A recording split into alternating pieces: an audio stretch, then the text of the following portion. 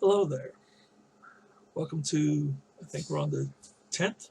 No, the 9th. 10th video in my Jedi 101 series, where we will be going over Chapter 9 in my book, Your First Step into a Larger World, an introduction to the Jedi Path. If you are just joining us, please find the playlist of the entire Jedi 101, Your First Step playlist. I'll put a link up there. And without any further ado, let's get into it and read Chapter 9, Physical Practice and the Martial Arts.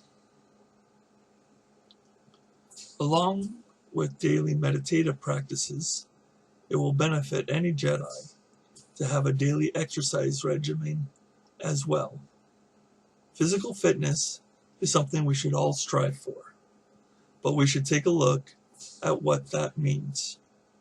Many people see peak athletic ability to be the ideal of fitness, but physical well-being is much more broad than that and must take into account where the individual is. It is important for a Jedi to be active, and there is no set regimen for how a Jedi should be active. It is a very individual thing that will have many factors, such as how tall you are, how heavy you are, your age, and if you have any injuries or physical limitations or needs. When we see fitness measured by athletic ability, this is fitness for performance. While some may take this path, I would like to focus on fitness for longevity. Fitness for longevity allows us to live in such a way that our overall quality of life is improved day to day, and we live in a wholesome manner that promotes living in harmony with our bodies and our environment.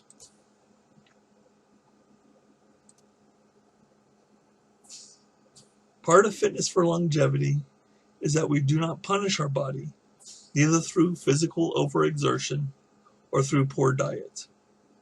The former can lead to injury, and the latter leads to other health problems over time. This is not to say strenuous exercise has no place, nor is it saying that the occasional treat is unwelcome. What is important is that they are done in moderation, and not to the point where it becomes detrimental to your physical well-being. Respect all life includes yourself and your own body.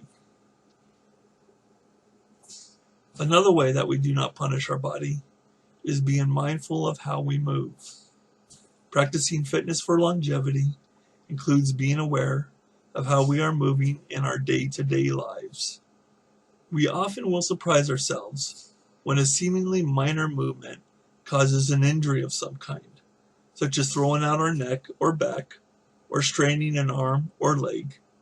This is not caused by the one single movement, such as reaching in a cupboard or getting out of a chair, but by a series of repeated unhealthy, inharmonious movements throughout our lives. We must train ourselves to move our bodies in harmony with the way it was built, and this even applies to the way we sit and stand, and go from sitting to standing and standing from sitting. Rather than just falling into a seated position, we should gently lower ourselves to where we are sitting, keeping good posture as we do so. Also, when we stand, instead of lurching up, we should center our weight over our thighs and knees, and leaning forward, use our legs to stand rather than stressing our back. Fitness for longevity includes being mindful not how our joints can move, but how they should move. Often we will cut corners, figuratively and literally, and put stress on our joints, even small amounts, when we should pick up our feet and reposition ourselves, keeping centered in our movements and posture, rather than pivoting on our feet, which can stress out our ankles or knees. By avoiding these small stresses, moment to moment, we will be adding years of usefulness to our bodies. When it comes to exercise, any is better than none, and more is better than a little. For some of us, it will be difficult to fit a time to exercise into our daily or weekly schedule. But like many things about being a Jedi, we do not do it because it is easy. If one has a serious commitment to the path, one will make the time to be physically active, ideally daily, but at a minimum of a few times a week. It does not have to be a lot. I often combine both the meditative practice and physical practice daily by walking my dog. The important part is not allowing ourselves to become overly sedentary. If we are beginning a fitness regimen, it is important to start out where you are. Push yourself, but gently, ever so gently. We don't all start out running marathons, but by pushing ourselves a little bit more each week, we will improve over time. There's a saying in my Aikido dojo that the way to get a black belt is just two things: don't quit and don't die. The same could be said to having a body that is fit to the level you want. It is up to the individual just what this level is or should be, but like all things about being a Jedi, it is a path of constant self-improvement. Be better today than you were yesterday. Some consider martial arts practice to be ideally situated for someone on the Jedi Path. Once upon a time, I thought such a practice was integral to the Jedi Path, but I no longer hold this view. However, that being said, I do think martial arts practice could be beneficial for many people. However, if we are going to be Jedi practicing a martial art, we should practice a martial art the way that a Jedi should. If we are to practice a martial art, we need to look at the concepts of winning and losing.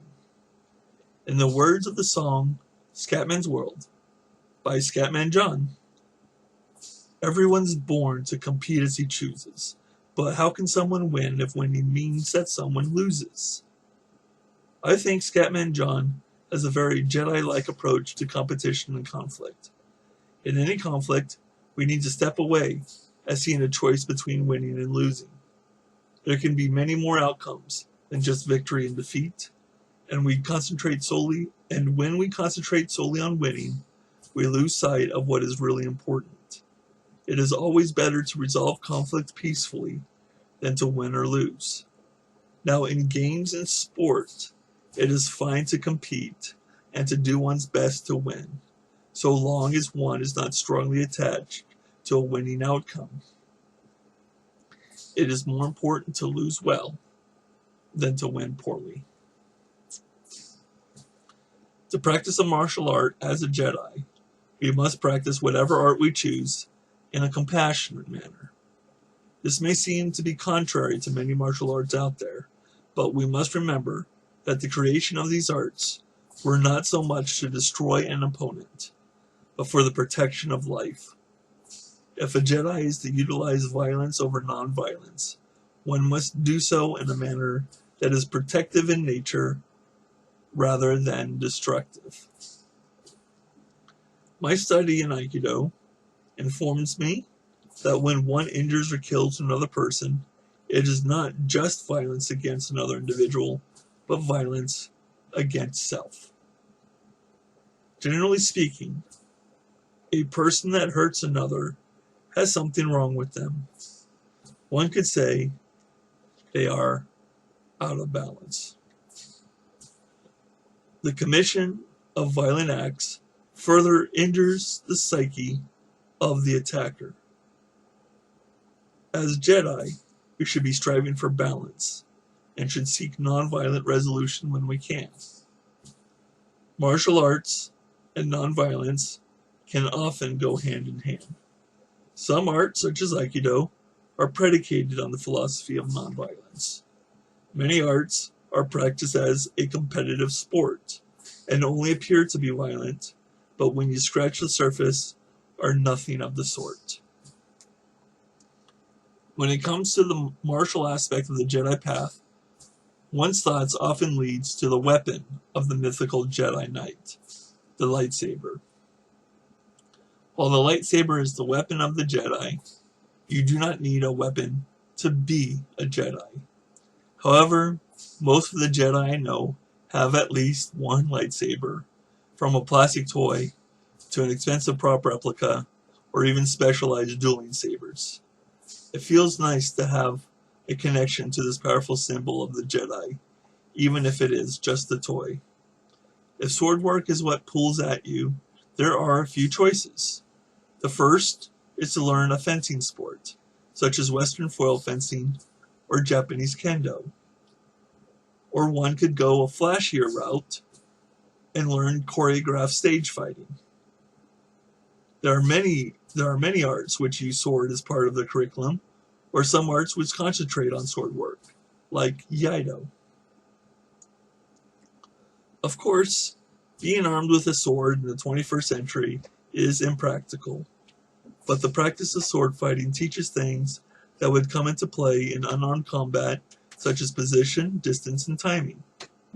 One of the Eastern sword traditions I practice, Aikiken, informs the empty-handed forms of Aikido, which is derived from Jiu-Jitsu, which in turn were the empty-handed techniques of the samurai and were based on sword mechanics.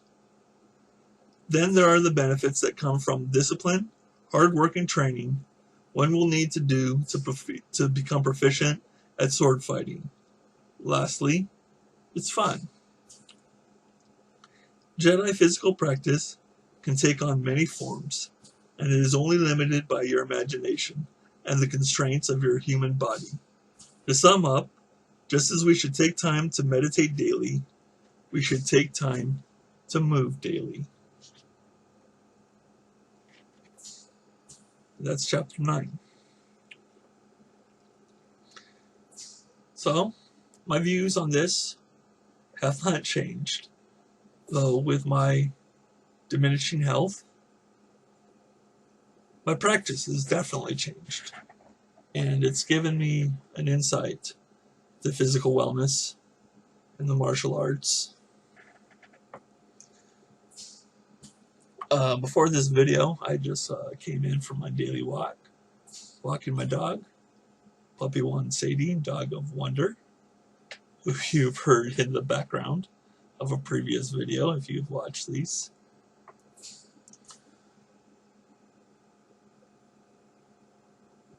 So, I have a rare autoimmune condition called dermatomyositis, which in turn has caused my immune system to aggressively attack my lungs. So, where I basically have lost half of my lung function over the period of a few years.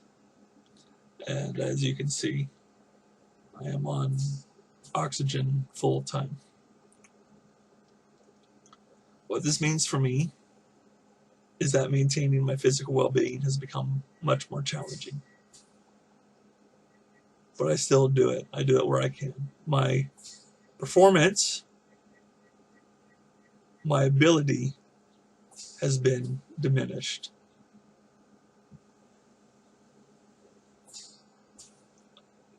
As this disease continues to progress, it may diminish further.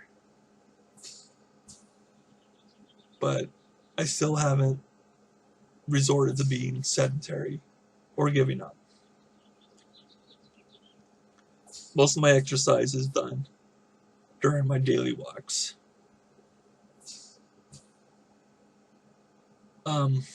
As you could probably guess from the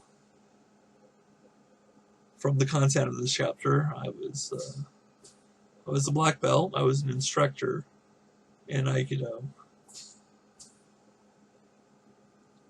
And I'm too diminished to practice this art anymore, and it's been very difficult for me.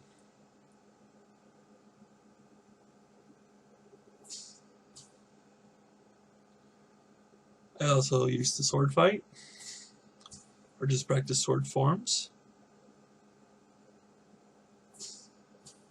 Maybe I can do slowly. I don't know. Something worth exploring. Now that the weather is getting warmer, it's very warm today. It's April 25th, 2020. I'm in Jamestown, California, and it's very warm today. First very warm day of the year, actually. My living space is small and the ceilings are low, so I have not been able to try to attempt any sword forms inside my home. To do so, I would have to strap on a portable oxygen bottle, go outside, give it a shot. We'll see. The important thing is, though, even in the face of my difficulties, I have not given up. And I would encourage you, aspiring Jedi, to not give up either, despite what obstacles you face in maintaining your physical wellness.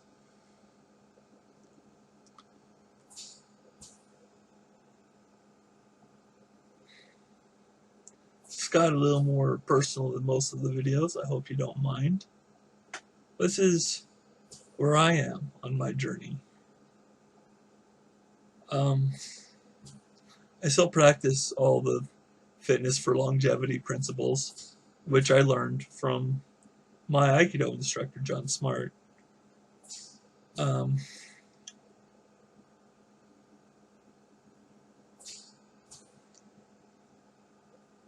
don't know how much time I got left with this body, but we're going to try to get out as much good quality life out of it as we can. And in so doing, I'm going to take care of my joints and my muscles. Part of the illness is my muscles are deteriorating because of my immune system attacking them. But this is the lot that I got, and we got to be Jedi about it. I don't want to say that's all there is to it, but it's a large part of it. So, next video, it's going to be chapter 10. My favorite chapter in the book, one of the most important, and the last chapter of the book. But we're going to have 2 more videos in this series. We're going to do chapter 10, and then I thought it would be fun to have a video on that essay that I mentioned in the first video, video 0, the introduction of the essay that I wrote, The Establishment of a Jedi Religion, in 2005, in some of my ideas, some of which were mentioned in this chapter about thinking a martial practice was integral to the Jedi Path. I don't think that anymore. You find that attitude to be common among many Jedi, that if you're a Jedi, you got to learn martial art. That's not the case. Well, I went over it in the book. Jedi martial arts work great. It works great. But I've had to come to realize that because martial arts are outside of my ability to currently do, it doesn't make me any less of a Jedi. Okay. I've rambled on quite a bunch, as it's going to be a longer video. Be well, stay safe during this difficult time. May the Force guide you and protect you always.